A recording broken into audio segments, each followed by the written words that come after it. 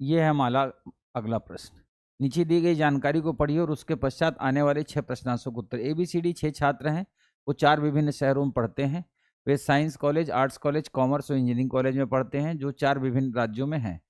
अनिवार्यतः इसी क्रम में ही दिया गया है कि अब देखिए ऐसे प्रश्नों में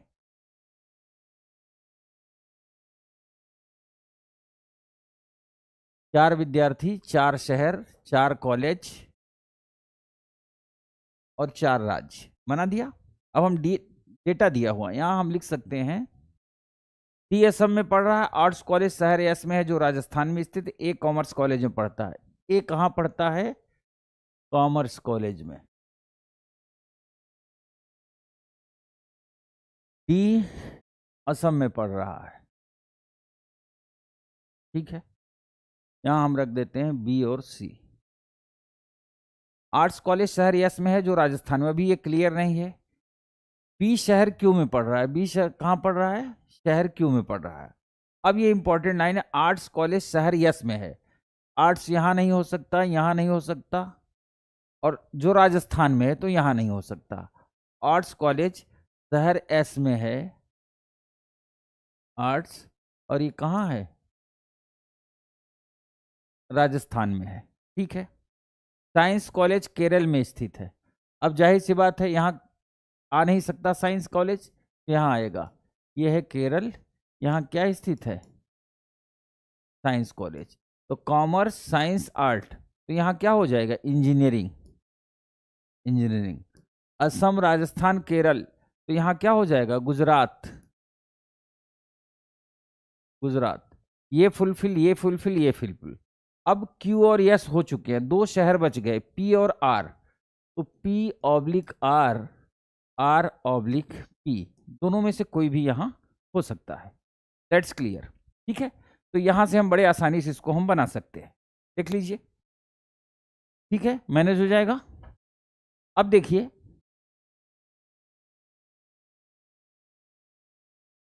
ए पढ़ रहा है। ए कहां पढ़ रहा है? गुजरात में। तो option B is the right answer, ठीक है।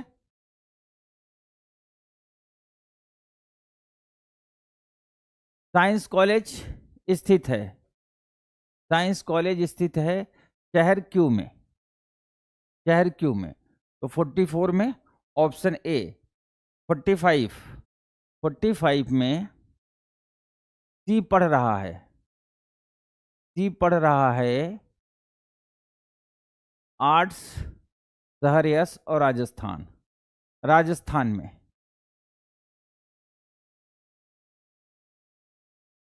निम्नलिखित में से कथनों में से कौन सा एक सही है? डी शहर यस में नहीं पढ़ रहा, डी शहर यस में नहीं पढ़ रहा, बिल्कुल।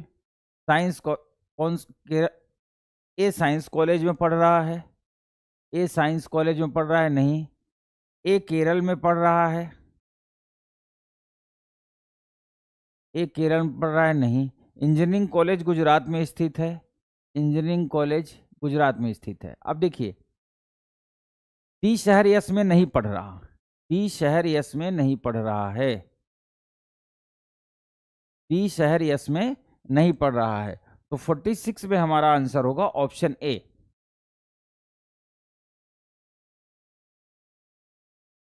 इंजीनियरिंग कॉलेज के संबंध में निम्नलिखित में से कौन सा एक कथन सही है? इंजीनियरिंग कॉलेज के संबंध में कौन सा एक कथन सही है? इंजीनियरिंग कॉलेज जो है वो असम में है, डी पढ़ रहा है। इंजीनियरिंग कॉलेज असम में है, डी वहां पढ़ रहा है, तो ऑप्शन डी।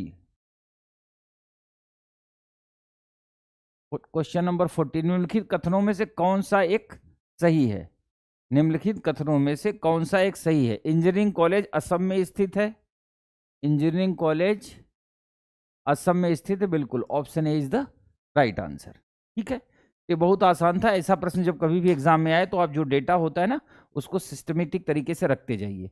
बट एक बात ध्यान रखिए कि जिसके बारे में कुछ ना दिया हुआ हो वहां पे जबरदस्ती एज्यूम करने की जरूरत नहीं, वहां पर ऑब्लिक पे हम चलते हैं। अगला प्रश्न देखते हैं। अगला प्रश्न कॉम्प्रेhension से संबंधित है। कॉम्प्रेhension में क्या कह रहा है? जलवायु परिवर्तन का निवारण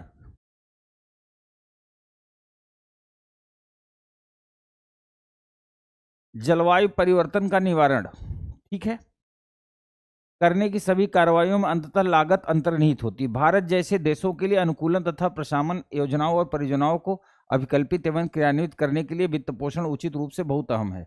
भारत जैसे विकासशील देश के लिए, जो कि जलवायु परिवर्तन की सर्वाधिक मार झेलने वालों में से एक होगा, वित्तीय विकास की इसकी आवश्यकताओं को देखते हुए यह समस्या और भी गंभीर है। अधिकतर देश निश्चित ही जलवायु परिवर्तन को वास्तविक खतरे के रूप में देखते हैं और अपने पास के सीमित संसाधनों को अधिक व्यापक और एकीकृत तरीके से प्रयोग कर इसके निवारण का प्रयास करते हैं।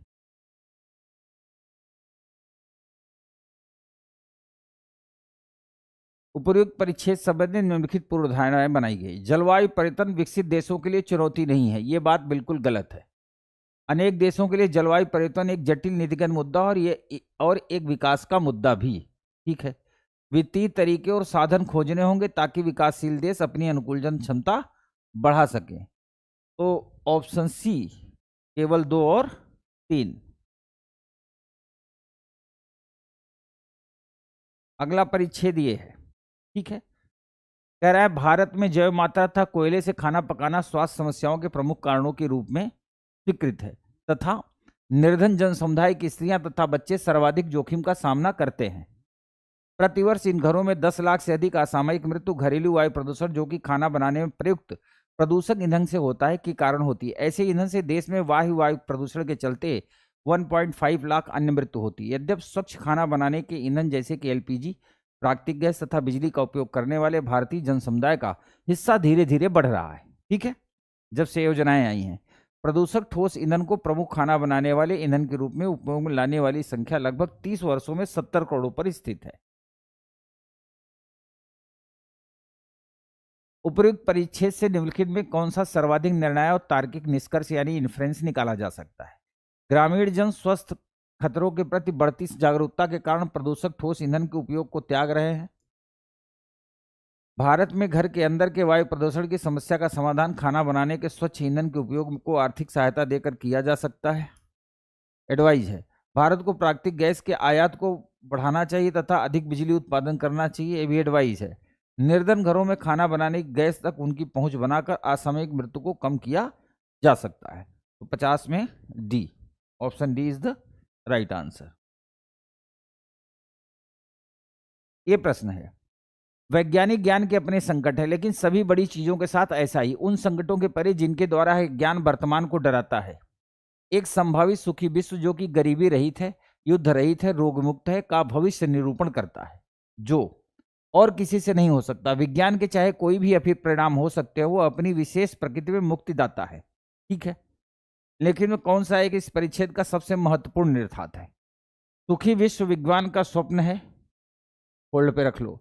विज्ञान ही एक सुखी विश्व का निर्माण कर सकता है, लेकिन वह अकेला बड़ा विज्ञान ही लगा दिया, तो बी गलत हो गया। विज्ञान के बिना सुखी विश्व संभव नहीं, तो ये गलत हो गया। सुखी विश्व का होना बिल्कुल संभव नहीं, तो ये भी गलत हो गया। Option A is the right answer, ठीक है।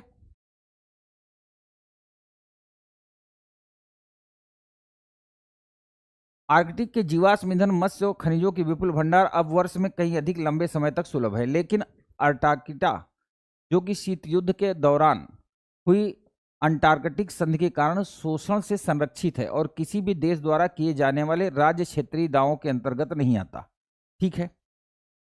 के विपरीत आर्कटिक को औद्योगिकरण से सुरक्षित रखने के लिए कोई कानूनी व्यवस्था नहीं है, विशेषकर उस समय जब विश्व अधिक से अधिक संसाधनों के लिए लालायित है। हिमयुक्त ग्रीष्म की सुस्पष्ट संभावना ने आर्कटिक तट वाले देशों को पिघलते सागर के बड़े खंडों से छीना झपटी के उत्साहित किया है, ठीक है। प्रश्न नंबर 52 कह रहा है, निम्नलिखित में कौन सा एक इस परिच्छेद का सर्वाधिक महत्वपूर्ण निहितार्थ है? भारत आर्कटिक प्रदेश में राज्य क्षेत्रीय दावे कर सकता है और उसके संसाधनों तक इसकी मुक्त पहुंच हो सकती है। ये बिल्कुल गलत है। आर्कटिक में ग्रीष्म हिम का पिघलना भू राजनीतिक में परिवर्तनों का कारण बनता है, इसको होल्ड पे रख लो। आर्कटिक क्षेत्र भविष्य में विश्व के संसाधनों की कमी की भारी समस्या को सुलझाएगा नहीं। आर्कटिक क्षेत्र में अंटार्कटिका से अधिक संसाधन है, तो option B is the right answer, ठीक है।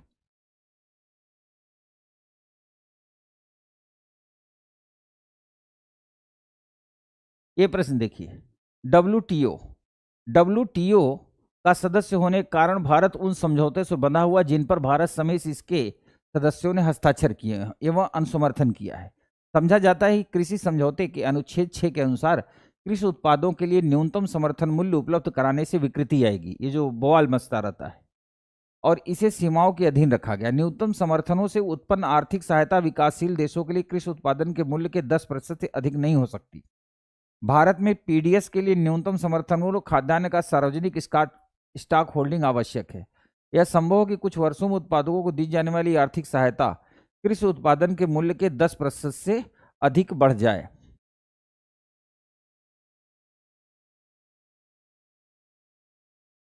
उपरोक्त परिच्छेद से निर्णायक संदेश देता है। भारत को अपने पीडीएस को संशोधित करना चाहिए, बिल्कुल नहीं कह रहा है। भारत को डब्ल्यूटीओ का सदस्य नहीं होना चाहिए, यह भी गलत है। भारत के लिए खाद्य सुरक्षा व्यापार के साथ टकराव उत्पन्न करती है, बिल्कुल, क्योंकि जो हम इंटरनेशनल ट्रीटी है उसके आधार पर टकराव तो होता ही है। भारत अपने गरीबों को खाद्य सुरक्षा देता है, ये बात भी नहीं है। यहां मामला टकराव का है, तो option C is the right answer. यह है प्रश्न, भारत की शिक्षा प्रणाली उस व्यापक शिक्षा प्रणाली के नमूने पर बनी है जो यूरोप में 19वीं शताब्दी में विकसित हुई और बाद में विश्व में फैल गई। इस व्यवस्था का उद्देश्य बच्चों को अच्छे नागरिक उत्पादक श्रमिक रूप में अनुकूलित किया जाए। यह व्यवस्था औद्योगिक के लिए उपयुक्त थी, जिसमें सीमित क्षमता वाले अनुपालनकर्ता श्रमिकों की लगातार पूर्ति की मांग थी। हमारे शिक्षण संस्थान ऐसे कारखानों की तरह हैं जिनमें घंटियां होती हैं, वर्दियां होती हैं और शिक्षार्थियों के जत्थे तैयार किए जाए। ऐसे शिक्षार्थी जो अनुपालन के लिए ही बनाए जा रहे हैं, किंतु आर्थिक दृष्टिकोण वर्तमान वातावरण पूर्णतः भिन्न है। यह एक जटिल अस्थिर भूमंडलीय रूप से अंतः संबंधित संसार है। प्रश्न नंबर 54, उपरोक्त परिच्छेद के संदर्भ में निम्नलिखित पूर्वधारणाएं बनाई गई हैं। भारत अपनी त्रुटिपूर्ण शिक्षा के कारण तत्वतः विकासशील देश बना हुआ, ये बात नहीं कही गई है। आज के शिक्षार्थियों के लिए नए युग के कौशल समूह प्राप्त करना आवश्यक है, मल्टी डायमेंशन होना। काफी संख्या में भारतीय शिक्षा प्राप्त करने के लिए कुछ विकसित देशों में जाते हैं, क्योंकि वहां की शिक्षा प्रणाली उन समाजों का पूर्ण प्रतिबिंब जिनमें वे कार्य करती हैं। यहाँ विदेशी शिक्षा की बात करके बात नहीं कही गई है कि विदेशों में शिक्षा लिए जाना अनिवार्य है। तो ऑप्शन बी केवल 2 इसका आंसर होगा, ठीक है।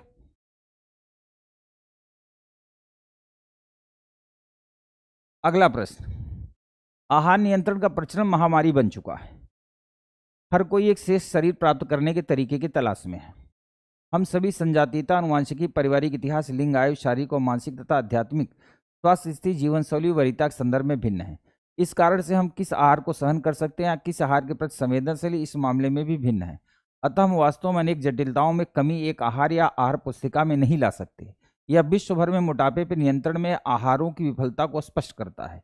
जब तक वजन बढ़ने के कारणों की भली भांति समझा नहीं जाएगा और उन्हें दूर नहीं किया जाएगा, जब तक आदतों का स्थायी तौर पर बदला नहीं जाएगा, कोई भी आहार सफल नहीं होगा।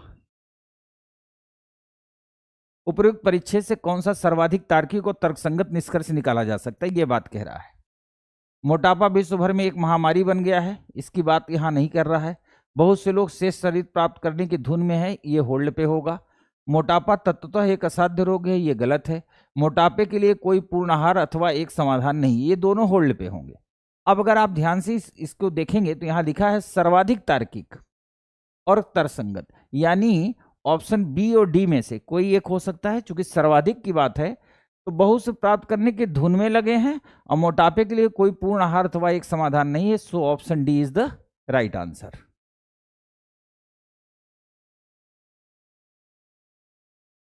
ये प्रश्न है, एक धान्य कृषि करने के बड़े जोखिम हैं। कोई एकमात्र रोग या पीड़क विश्व भर के खाद्य उत्पादन की कतारों को समूल नाश कर सकता है। एक भयप्रद संभावना यह है कि इसकी बढ़ती हुई और अपेक्षाकृत धनाढ्य जनसंख्या 2050 तक 70% और अधिक खाद्य का उपयोग करेगी। परिवर्तित होती जलवायु से यह जोखिम और अधिक बढ़ गया। जैसे जैसे ग्रह गर्म होगा और मानसून वर्षा में तीव्रता आएगी, एशिया की कृषिभूमियां बाढ़ग्रस्त हो जाएंगी। उत्तरी अमेरिका को अधिक गहन सूखे का सामना करना होगा और फसल के रोग नए परिणामों तक विस्तारित हो जाएंगे। यह है प्रश्न नंबर 56।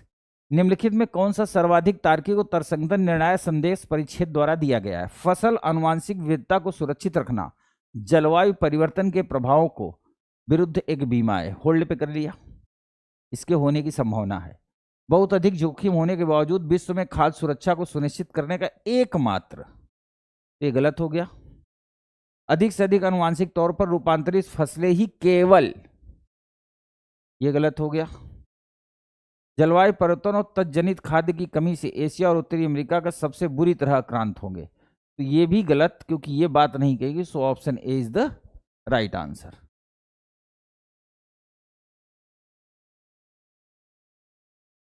कोई दुकानदार किसी वस्तु को 40 रुपए में बेच करके, ये बेसिक न्यूमेरेसी का प्रश्न है, 40 रुपए में बेच के X% लाभ कमाता है। जब वह उस वस्तु को 20 रुपए में बेचता हो तो उतने प्रतिशत की हानि होती है। वस्तु की कुल लागत क्या होगी? इसको प्रतिशत लगाने की जरूरत नहीं है। ये देखो, जब वो 40 में बेच रहा है तो X% का लाभ पा रहा है, और जब 20 में बेच रहा है तो X% की हानि पा रहा है। यही कह रहा है ना, यानी बराबर से नुकसान हो रहा है। तो उसकी लागत कितनी होगी? 30 रुपए। तो उसकी कुल लागत कितनी होगी?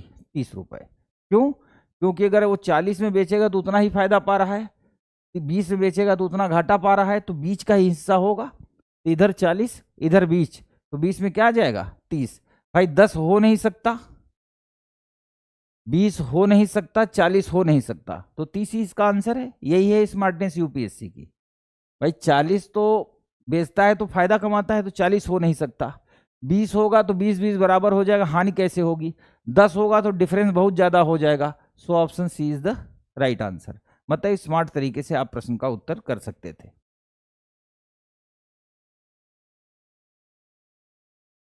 प्रश्न नंबर 58, किसी वृत्त की परिधि, यह है परिधि, ठीक है। किसी वृत्त की परिधि पर समान दूरी पे 24 बिंदु हैं। इनके शीर्ष के रूप में 3 बिंदुओं के समुच्चय से अधिकतम कितने समबाहु त्रिभुज बनाए जा सकते हैं? मान लो ऐसे ऐसे करके 24 हैं, 24 है मान लीजिए। तो कोई भी समबाहु त्रिभुज बनाने के लिए हमें कितने बिंदुओं की जरूरत होगी? 3 बिंदु की जरूरत होगी। 3 बिंदुओं की ही जरूरत होगी किसी समबाहु त्रिभुज के लिए। समबाहु मतलब जिसकी सभी भुजाएं समान हो। तो त्रिभुज बनाने के लिए 3 बिंदु चाहिए। टोटल कितने बिंदु हैं? 24। तो 3 से भाग दे दो, तो कितना आ गया? 8। 8 समबाहु त्रिभुज बनेंगे, 8 समबाहु त्रिभुज बनेंगे। तो हमारा आंसर क्या हो गया? ऑप्शन सी, ठीक है।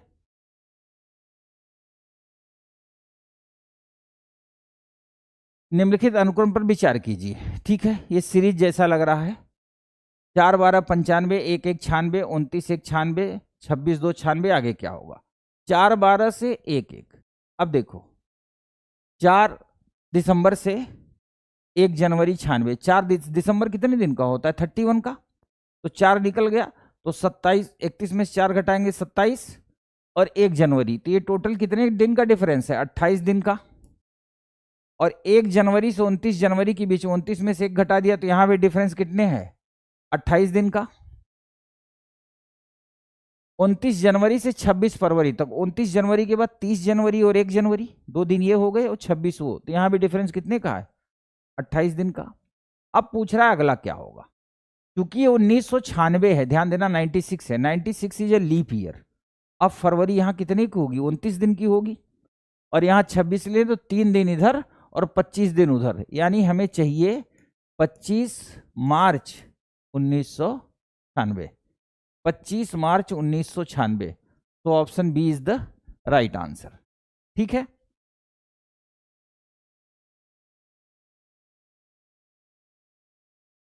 ये देखिए, 5 सेंटीमीटर विकर्ण के आयत में फिट करने के लिए 12 समान वर्गों को रखा गया है, यानी 12 वर्ग रखे गए हैं। आयत में 3 पंक्तियां, प्रत्येक में 4 वर्ग हैं। आयत में 3 पंक्तियां, प्रत्येक में 4 वर्ग हैं। 4 वर्ग हैं, बना दिया। आयत में 3 पंक्तियां हैं और प्रत्येक में 4 वर्ग हैं।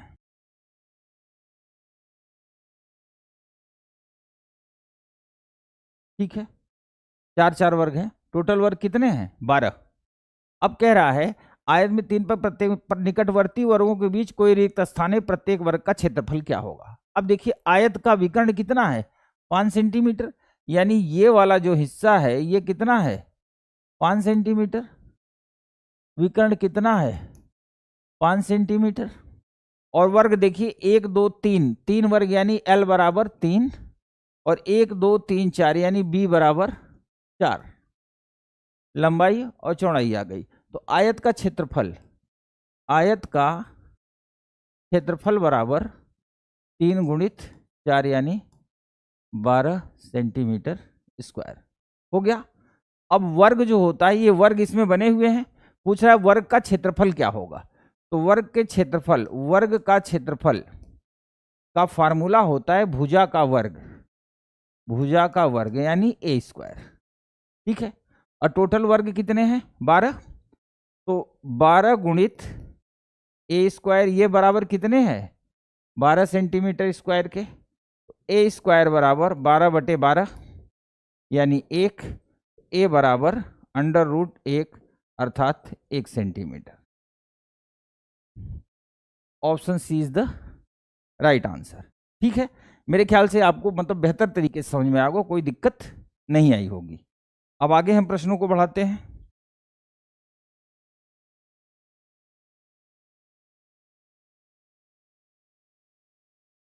ये देखिए, ये डेटा इंटरप्रिटेशन का है, हो सकता है क्लियरिटी उतनी ना आ रही हो। मैं क्लास के स्टार्टिंग में भी बोल दिया था, मुझे भी क्लियरिटी नहीं आती तो मुझे भी नीचे देखना पड़ता है, क्लियरिटी ना आए तो इस बात के लिए क्षमा प्रार्थी हैं, क्योंकि एक्चुअल यूपीएससी का पेपर उठाना था जिसमें कोई मिसप्रिंट ना हो।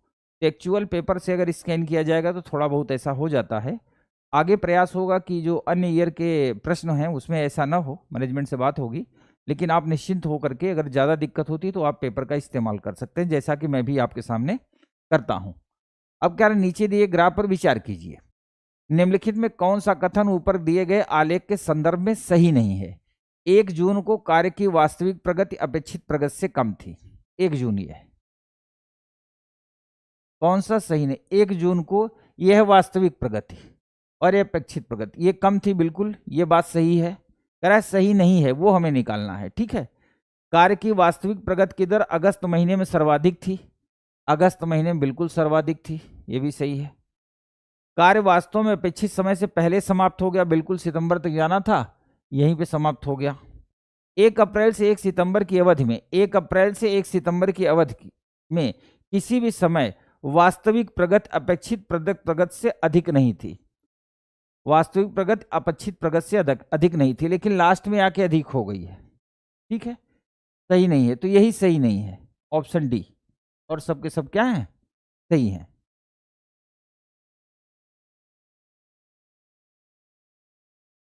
यह है 62। क्वेश्चन में कह रहा है एक खेल प्रतियोगिता के लिए लकड़ी के 3 खंडों को मिलाकर बने विजेता मंच का आकार नीचे दिया गया है। उपलब्ध 6 विभिन्न रंगों में रंग चुनने हैं। लकड़ी की तीनों खंडकों में प्रत्येक को इस प्रकार रंगा जाना है कोई भी 2 खंडकों का रंग एक समान ना हो, कोई भी 2 खंडकों का। विजेता मंच को कितने अलग अलग तरीकों से रंगा जा सकता है।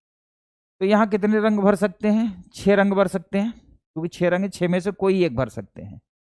6 में से कोई एक यहाँ भर देंगे तो यहाँ के लिए बचेंगे कितने 5 रंग, 5 में से कोई एक भर सकते हैं। फिर यहाँ के लिए बचेंगे 4 रंग, 4 रंग में भी से कोई एक रंग भर सकते हैं। तो टोटल 6 पंचे 30 चौक 12, 120 तरीके से ऐसा कर सकते हैं, ठीक है। अब इसी में प्रश्न में अगर कह देता, जैसे कहा है ना कि 2 खंडकों का रंग एक समान न हो, तो किसी भी 2 खंडकों का एक रंग समान, अगर बस इसमें कह देता पड़ोसी रंग समान न हो तो हम क्या करते, यहाँ 6 में से कोई एक रंग इस्तेमाल करते, फिर उसके बगल में 5 में से कोई एक रंग इस्तेमाल करते, फिर यहाँ 4 की जगह भी मैं 5 ही लिखता, क्योंकि ये वाला कलर फिर यहाँ अप्लाई हो सकता था। ये हो जाता 6 पंचे 30 और 30 पंचे 150, तो फिर इसका आंसर क्या आ जाता 150। बस प्रश्न के बदलने की दिक्कत होती है, और इसके लिए आपको परेशान होने की जरूरत नहीं है। जब भी ऐसा पूछेगा तो यही संभावना बनेगी। अब आप सोच रहे हैं ऐसा बनता क्यों है, मल्टीप्लीकेशन क्यों होता है। अब यहाँ 6 तरह के रंग का इस्तेमाल करेंगे, यहाँ 5 तरह का तो अलग अलग आएगा ना। जैसे हम पैसे वाला किए थे कि 50 की नोट एक बार ले सकते हैं, 50 की 2 नोट ले सकते हैं, 50 की एक भी न लें, 10 की 0, 10 की 1, प्रश्न कर चुके हैं, ठीक है। तो आंसर क्या आ गया 120। Option is the right answer.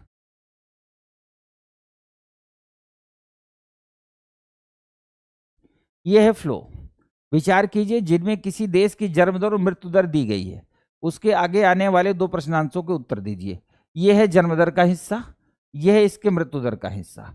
ये 1970 की यहाँ से शुरू हुई थी, 80 में यहाँ, 90 में यहाँ, 2000 में यहाँ, 2010 में यहाँ तक फ्लो के बनती हुई चली गई है। अब प्रश्न यहां से शुरू करते हैं। आलेख देखकर यह निष्कर्ष निकाला जा सकता है कि जनसंख्या की वृद्धि दर बढ़ी है। जनसंख्या की वृद्धि दर बढ़ी है ना, जनसंख्या की वृद्धि दर घटी है ना, घट रही है, बढ़ रही है, दोनों हो रही है। जनसंख्या की वृद्धि दर स्थिर है, बिल्कुल स्थिर नहीं है।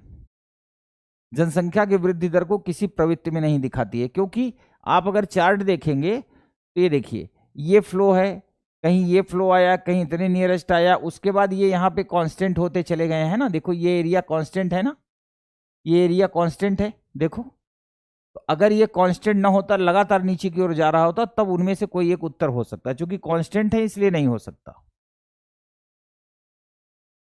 प्रश्न नंबर 64 में क्या कहता है कि ऊपर दिए गए आलेख के सन 1970 के आधार वर्षमान निम्नलिखित कथनों 35 वर्षों पश्चात जनसंख्या स्थिर हो गई?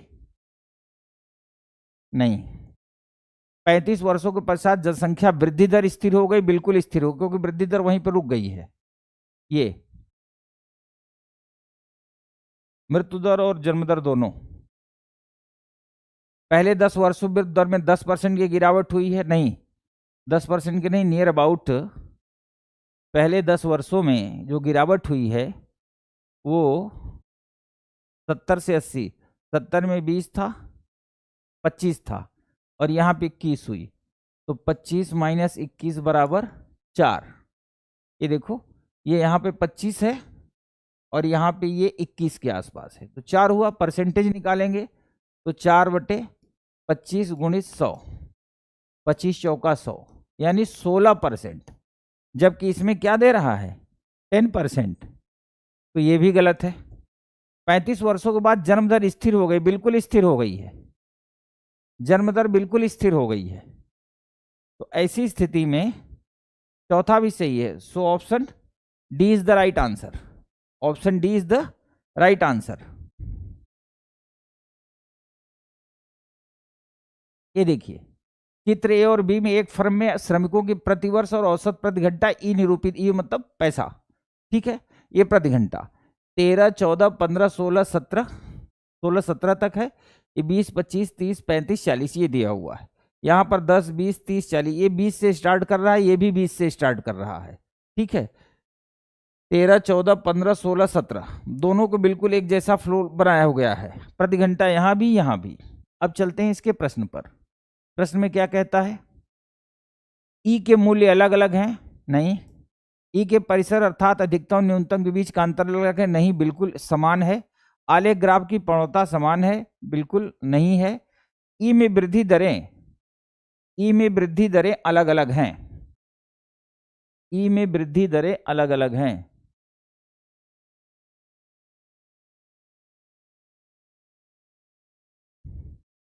ई में वृद्धि दरें अलग अलग हैं। So option D is the right answer. ये प्रश्न देखिए, नीचे दिए गए चित्र पर विचार कीजिए। अब जाहिर सी बात है, यहाँ ये बना है, यहाँ ये बना है, यहाँ त्रिभुज बना है, फिर ये है, ये है, ये है, यहाँ त्रिभुज है, गोला है, तो यहाँ पे क्या आएगा? यहाँ पे क्या आएगा? यहाँ पे आयत ही आएगा। So option A is the right answer, ठीक है।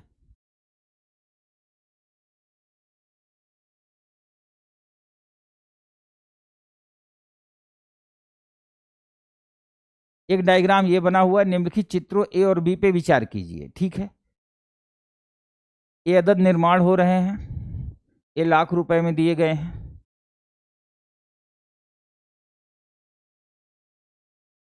यहाँ पे ये बेचे गए अद्दों की संख्या दी गई है, ठीक है। अब कह रहा है क्रमशः चित्र और ए और बी में से किसी उस उत्पाद के निर्माण, ठीक है, उत्पाद निर्माण लागत तो प्रक्षेपित बिक्री लागत कम से कम कितने उत्पादों का निर्माण किया जाए ताकि आने। इसको हम ऑप्शन से चलेंगे। अगर यहाँ ऑप्शन ए ले लें 2000, ये 2000 ले लें तो कितना है? 350, तो 2000 गुणित 350, ठीक है, 1 2 3 4, 2 पंचे 2, 2 तिहाई 6, 1 7, ये आ गया।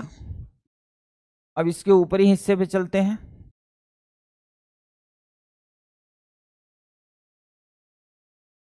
ये है 2000, अगर हम 2000 लेते हैं और ये है 7, है ना, लाख में दे रहा है ना, 2000 फिर 7 लाख में दे रहा है।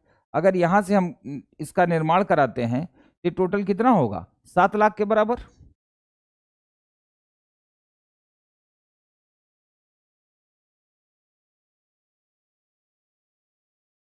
सेवन लाख, और ये भी कितना आ रहा है, इकाई दहाई सैकड़ा हजार 10,000 लाख, 7 लाख। अर्थात वो मिनिमम अनुपात क्या होगा, ऑप्शन ए। ऑप्शन ए के आधार पर इसका आंसर हम कर सकते हैं। Question number 68। 68 में क्या कह रहा है, 68 में कह रहा है कि एक लिफ्ट में 18 वयस्क या 30 बच्चों को ले जाने की क्षमता है। 18 वयस्क या 30 बच्चे, यानी 18 वयस्क बराबर 30 बच्चे। ठीक है, लिफ्ट में 12 वयस्कों के साथ कितने बच्चे जा सकते हैं, 18 वयस्क के बराबर 30 बच्चे। ठीक है, एक वयस्क बराबर 30 बच्चे, 18 बच्चे, तो 12 वयस्क बराबर 12 गुणित 30 बटे 18, 6 तिरिक 18, 6 दूनी 12, 3 धम्मा 30, टोटल कितने हो गए, 20 बच्चे। यानी जो ये 12 वयस्क है ये 20 बच्चों के बराबर है, जबकि लिफ्ट की क्षमता क्या है, लिफ्ट की क्षमता यह है कि वो 30 बच्चों को लेके जा सकती है। तो अब 30 में से 20 घटा देंगे, यानी 10 बच्चे, 10 बच्चे और लेके जाया जा सकता है। तो option B is the right answer. ये प्रश्न है, इसको देखते हैं, हल करने का प्रयास करते हैं। देखिए पढ़िए, कह रहा है 22,800 कीमत का रेफ्रिजरेटर इतने पर चक्रवृद्धि ब्याज दर पर पहले वर्ष के अंत में इतने रुपए, दूसरे वर्ष के इतने रुपए, ऋण पूरा चुकाने के लिए उसे तीसरे वर्ष के कितने रुपए चुकाने होंगे। 22,800, 22,800, इसको हम सालाना के बेस पे निकाल, चक्रवृद्धि ब्याज कितना है 12.5, 12.5 बटे 100, इसको हम कहते हैं 1/8, गुणित 1/8 कर लीजिए। चलिए काटते हैं, 8 दूनी 16,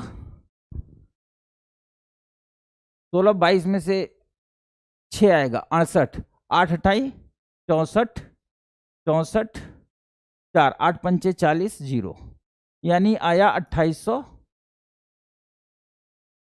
2850 रुपये। ये हो गया ब्याज। अब 22,000 में 22,800 में 2850 जोड़ देंगे, 0 5 8 8 16, 2 2 4 1 5 2, ये आ गया 25,650। और उतने कितना पैसा चुका दिया, 8,650, 8,650 चुका दिया।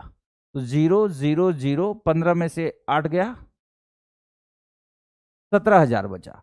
अब 17,000 का हम ब्याज निकालेंगे, वही 1/8 पे। चलिए निकालते हैं, 8 दूनी 16, 16, 8 1 कम 8, 8 दूनी 16, 8 पंचे 40, 2125। तो 17,000 रुपये में 2125 जोड़ देंगे, तो 5 2 1 7 2 9, 19,125। कितना रुपए चुका दिया, 9,125, 9,125 चुका दिया। तो कितना आ गया, 0 0 0, 10,000 आ गया। अब 10,000 तीसरे वर्ग के अंत में कितना चुकाएगा, अब 10,000 का निकालेंगे, 10,000 का 1/8। चलो निकालते हैं, 8 1 कम 8, 8 दूनी 16, 8 पंचे 40, 0, यानी 10,000 में 1250 जोड़ दो, 0 5 2 1, 11,250। तो option D is the right answer. ठीक है,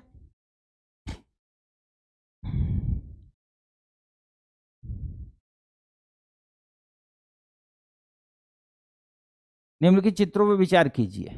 ठीक है, देख लिया, चित्रों विचार कर लिए, त्रिभुज बना है, ये बना है, ये जो है क्लॉकवाइज आ रहा है और ये एंटी क्लॉक आ रहा है। ठीक है, क्लॉकवाइज एंटी क्लॉकवाइज। ठीक है, ये यहां से यहां आ गया, ये यहाँ से यहाँ पहुँच गया, फिर ये यहाँ से यहाँ पहुँच गया, ये यहाँ से यहाँ पहुँच गया, फिर चौथा क्रम आ गया। अब क्या कहता है,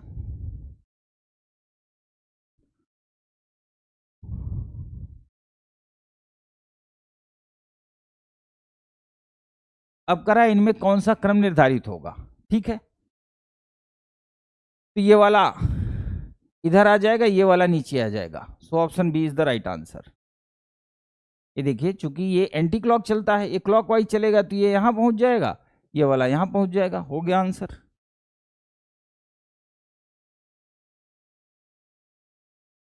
निम्नांकित आलेखों पर विचार कीजिए। आलेखों में दिए गए वक्र कुछ दशकों की अवधि में दो देशों ए और बी की जनसंख्या के विभिन्न आयु वर्गों को प्रदर्शित करते हैं। ठीक है, ये 15 से कम वालों का है स्ट्रेट लाइन, ये डॉटेड लाइन जो है ये है 15 से 64 की, और ये डैश डैश जो लाइन है 64 प्लस वालों की। 1950, 70, 2010, 2030, 2050 ये जनसंख्या है मिलियन में। ठीक है,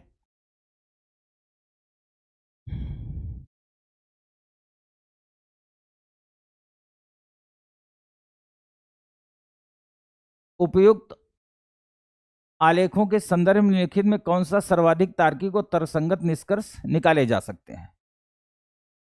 पिछले 2.5 दशकों में देश बी की निर्भरता अनुपात में कमी है, अगले 2.5 दशकों अंत में देश ए का अनुपात देश बी की निर्भरता अनुपात की तुलना में कम हो जाएगा। अगले 2 दशकों में देश ए की तुलना में देश बी में कुल जनसंख्या सापेक्ष कार्यशील जनसंख्या बढ़ जाएगी। ठीक है,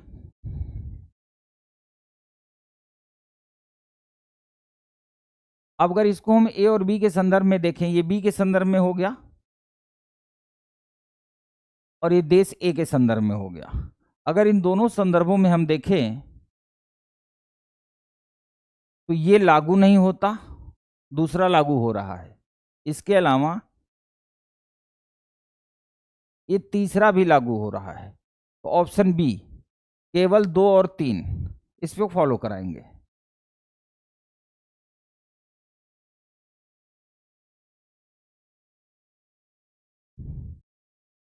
निम्नलिखित में कौन सा एक केंद्रीय बैंक की इस कार्रवाई को संभव कारण है। सी सार्वजनिक निजी दोनों बचतों में वृद्धि लाना।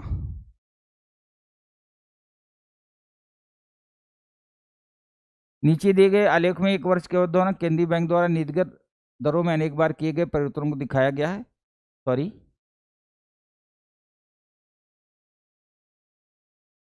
अनेक बार दिखाया गया है। ठीक है, रिवर्स रेपो, सीआरआर रेपो, जून, जुलाई, सितंबर, नवंबर, दिसंबर 25, मार्च 17, मई 3, जून 26। ठीक है, जून 16, ये 2010 का है, 2011 का। ये प्रमुख नीतिगत दरें दिखाई गई हैं। ठीक है, रिवर्स, ये रेपो, सीआरआर, रिवर्स रेपो। अब चूंकि this is the part of economics, ऐसा नहीं मैं आई कैन एक्सप्लेन, बट मैं चाहता हूं कि इकोनॉमिक में आपने पढ़ा ही होगा, तो जब आप इसकी एनालिसिस करेंगे, इसकी जब आप एनालिसिस करेंगे तो आप पाएंगे कि सार्वजनिक और निजी दोनों वस्तुओं में वृद्धि लाना है, यही उद्देश्य है मुख्य उनका। अब हमारे सामने ये प्रश्न है, ठीक है, जो काफी खतरनाक टाइप का है। ये देख लीजिए, नीचे दी गई तालिका में किसी विशेष वर्ष में किसी देश के विभिन्न राज्यों के जीडीपी वृद्धि दर, दूरसंचार सघनता का आंकड़े दी। इस तालिका अध्ययन कीजिए और आगे आने वाले प्रश्नांशों को उत्तर दीजिए। राज्य 1 में प्रति व्यक्ति आय इतना है, जीडीपी इतना है, दूरसंचार सघनता इतना है। राज्य 2 में प्रति व्यक्ति आय 419 है, ठीक है। राज्य 3 में प्रति व्यक्ति आय 254 है। ये देखिए, यहाँ 704 है पर जीडीपी इतना है, यहाँ 545 है तो इतना है, यहाँ 254 है तो ये इतना है। यानी ये फ्लेक्सिबल हो रहा है, जैसे यहाँ 70 है, यहाँ 104 है, 900 है उनकी प्रति व्यक्ति आय, 8.88 जीडीपी है और 104.86 दूरसंचार सघनता है। कई चीजें इसमें फ्लेक्सिबल बनाई गई हैं। प्रश्न नंबर 74 में पूछता है कि ऊपर दी गई तालिका संदर्भ निम्नलिखित में कौन सा सर्वाधिक तार्किक तर्कसंगत निष्कर्ष निकाला जा सकता है। उच्चतर प्रति व्यक्ति आय सामान्यतः उच्चतर दूरसंचार सघनता से संबंधित होती है। ये बिल्कुल वहां दिया हुआ है, हम लोगों ने सारणी में पढ़ा है। उच्चतर जीडीपी वृद्धि दर उच्चतर प्रति व्यक्ति आय को सुनिश्चित करती है, ये बात नहीं है, क्योंकि इसमें जीडीपी उच्चतर प्रति व्यक्ति आय में डिफरेंस आपने कई जगह देखा है। उच्चतर जीडीपी वृद्धि दर उच्चतर दूरसंचार सघनता को आवश्यक रूप से सुनिश्चित नहीं करती, ये भी बिल्कुल सही है। तो option C is the right answer. Question number 75 75 में कह रहा है उपरोक्त दी गई तालिका संदर्भ में निम्नलिखित पूर्व धारणाएं बनाई गई हैं। आजकल पहले से ही उच्च निष्पादन करने वाले किसी राज्य की संपन्नता दूरसंचार और संरचना में बृहत निवेशों को जारी रखने के बिना कायम नहीं रह सकती। ये बात बिल्कुल गलत है, क्योंकि कई जगह दूरसंचार सघनता में डिफरेंस था, फिर भी बना हुआ है। आजकल बहुत उच्च दूरसंचार सघनता किसी राज्य में व्यवसाय और आर्थिक विकास को प्रोत्साहित करने के लिए सबसे महत्वपूर्ण शर्त है। ये भी बात गलत है। तो ऑप्शन डी, न तो 1 और न ही 2। Question number 76। अब हम लोग आ गए 76 पे। 76 देखिए क्या कहता है। नीचे दिए गए आलेख में 2 दशकों की अवधि में हमारे कर राजस्व के संयोजन को प्रदर्शित करता है। यह है समग्र कर राजस्व 0, 5, 10, 15, 20, 30, 35, 45, 90, 91, 95, 96, 2003 से 4, 4 से 5, 6, ये 2010 से 11 तक दिया गया है। ये उत्पाद शुल्क है जो स्ट्रेट लाइन में है, ये उत्पाद शुल्क है, ठीक है। सीमा शुल्क ये वाला है, कंपनी का ये है, व्यक्तिगत ये वाला है, सेवा कर में आता है, ठीक है। ये है कंपनी का। अब कह रहा ऊपर दिए गए आलेख के संदर्भ निम्नलिखित में से कौन सा सर्वाधिक तार्किक और तर्कसंगत निष्कर्ष निकाला जा सकता है। सबसे पहले जब भी कभी ऐसा प्रश्न आए तो पूरे डेटा को खूब ध्यान से देखिए, कहाँ कहाँ फ्लेक्सिबल हो रहा है, कहाँ ऊपर हो रहा है, कहाँ नीचे हो रहा है। चलिए अब देखते हैं। दी गई समयावधि में समग्र कर राजस्व के प्रतिशत के रूप में प्रत्यक्ष करों से राजस्व में वृद्धि हुई है, जबकि अप्रत्यक्ष कर राजस्व में कमी आई। बिल्कुल ये बात सही है। चार्ट देखेंगे तो आपको ये बात स्पष्ट होगी। उत्पाद शुल्क से प्राप्त राजस्व की प्रवृत्ति प्रदर्शित करती दी हुई समयावधि में निर्माण क्षेत्र का विकास ऋणात्मक रहा है। ये बात बिल्कुल गलत है। तो option A is the right answer. यदि x माइनस वाई बराबर 8 है तो निम्नलिखित में से कौन सा सत्य होना चाहिए। एक्स वाई के किसी भी मान के लिए x तथा y दोनों धनात्मक होने ही चाहिए। नहीं, धनात्मक और ऋणात्मक भी हो सकते हैं, ठीक है। और एक्स वाई किसी मान के लिए x धनात्मक तथा y ऋणात्मक होना ही चाहिए, ये भी हो सकता है। एक्स वाई किसी मान के लिए यदि x ऋणात्मक y धनात्मक होना ही चाहिए। नीचे दिए कोड का सही उत्तर चुनिए। सत्य होना या होने ही चाहिए। तो इसका आंसर होगा 1, 2, 3 इनमें से कोई भी। x minus y equal to 8 का मतलब हुआ आप x का मान प्लस मिले या y का मान माइनस मिले या x को माइनस प्लस में, वो फाइनली वहां तक आंसर आएगा ही आएगा, क्योंकि माइनस में बनता है और प्लस में, क्योंकि धनात्मक और ऋणात्मक दोनों स्तर से ये आंसर पाया जा सकता है। नीचे दिए प्रश्नांशों के उत्तर दीजिए। चलिए, सस्ते और प्रचुर मांस की तलाश में परिणाम स्वरूप फैक्ट्री फार्म बनाए गए हैं, जहां अधिक से अधिक पशुओं को क्रूर और शोचनीय दशाओं में छोटी छोटी ढोरियों में ठूसा जाता है। इस प्रकार के प्रचलनों के परिणाम स्वरूप विश्व के अनेक स्वास्थ्य संबंधों देशांतरगामी महामारियां उठ खड़ी हुई, जैसे कि एवियन फ्लू। विश्व भर में पशुधन का पालन लगातार बढ़ती हुई क्रूर और तंग दशाओं में किया जा रहा है, जहां पशु अपना लघु जीवन कृत्रिम प्रकाश प्रतिजैविकों और वृद्धि हार्मोनों के ठसाठस इस्तेमाल के बीच बद होने के दिन तक व्यतीत करते हैं। मांस उत्पादन जल की अत्यधिक खपत मांगता है, दैट इज ट्रू। मांस के प्रत्येक किलोग्राम के लिए 15,000 लीटर जल की आवश्यकता होती है, जबकि 1 किलोग्राम धान के लिए 3400 लीटर, 1 किलोग्राम अंडों के लिए 3300 लीटर 3300, 1 किलोग्राम आलू के लिए 255 लीटर जल की आवश्यकता होती है, ठीक है। अब कह रहा है इस परिच्छेद से दिया गया सर्वाधिक तर्कसंगत और निर्णायक संदेश कौन सा है, ठीक है। औद्योगिक पशुपालन से बड़े पैमाने पर मांस का उत्पादन करना सस्ता होता है और गरीब देशों को प्रोटीन प्रदान करता है, बिल्कुल ये गलत। मांस उत्पादन उद्योग पशुओं पर क्रूरता के विरुद्ध कानूनों का उल्लंघन करता है, ये भी गलत, कानून की बात नहीं कर रहा। औद्योगिक पशुपालन के द्वारा बड़े पैमाने पर मांस उत्पादन अवांछनीय और इसको तुरंत अवांछनीय, ये भी गलत।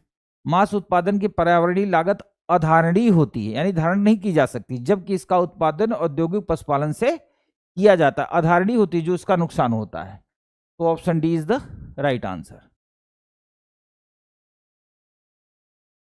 एक नर बाघ को पेंच बाघ अभयारण्य रिजर्व से हटाकर पन्ना राष्ट्रीय पार्क में ले जाकर रखा गया, ठीक है। बाद में इस बाघ ने अपने घर की ओर 250 मील लंबी दूरी तय की। इस अकेले बाघ की यात्रा एक संकट पर प्रकाश डालती। कई वन्यजीव अभयारण्य मानवता के विशाल सागर के बीच भंगुर आवास के द्वीपों के रूप में विद्यमान है। कोई भी फिर भी कोई बाघ शिकार जोड़े और अपने क्षेत्र की तलाश में 100 मील के परास में घूम सकता है। भारत के लगभग 1/3 बाघ अभयारण्यों के बाहर रहते हैं। यह स्थिति मानव और पशु दोनों के लिए संकटपूर्ण है। बाघ और उसके शिकार तभी अलग रख सकते हैं यदि अभयारण्यों के बीच भूमि के मान्य गलियारे हों, ताकि वे बिना छेड़छाड़ के आ जा सके। ठीक है,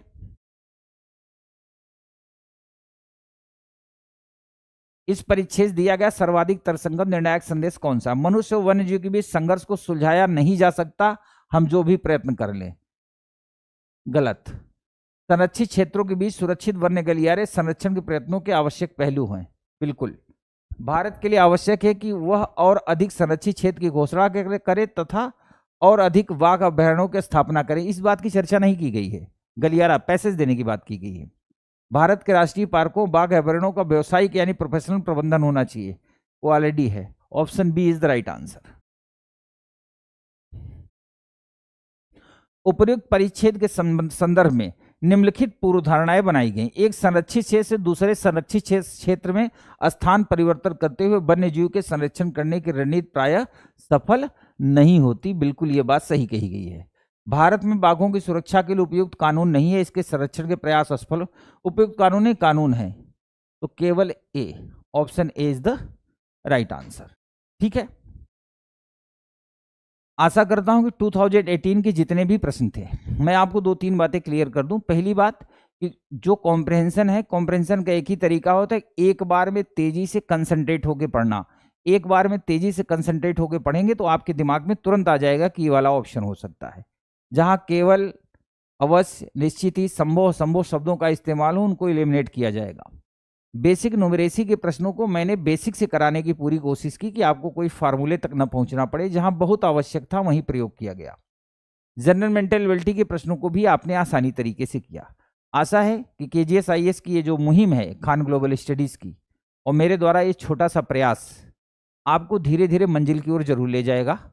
और मैं ये बात भी कहता हूं कि क्लास लेना जरूरी है, नो डाउट पूरा टॉपिक पढ़ना जरूरी है, लेकिन जो विद्यार्थी पढ़ चुके हैं ऑलरेडी मेरी क्लास में, KGS में पढ़ चुके हैं, उनके लिए राहें थोड़ी सी आसान होगी क्योंकि उन्होंने टॉपिक को पढ़ा हुआ है। फिर भी आशा करता हूं कि जिन लोगों ने भी 2018 का वीडियो ये देखेंगे, उनको आगे की राहें उनकी आसान होंगी। और आप सबको इसी उज्जवल भविष्य की शुभकामनाओं के साथ अपनी बात को समाप्त करता हूं। धन्यवाद, नमस्कार।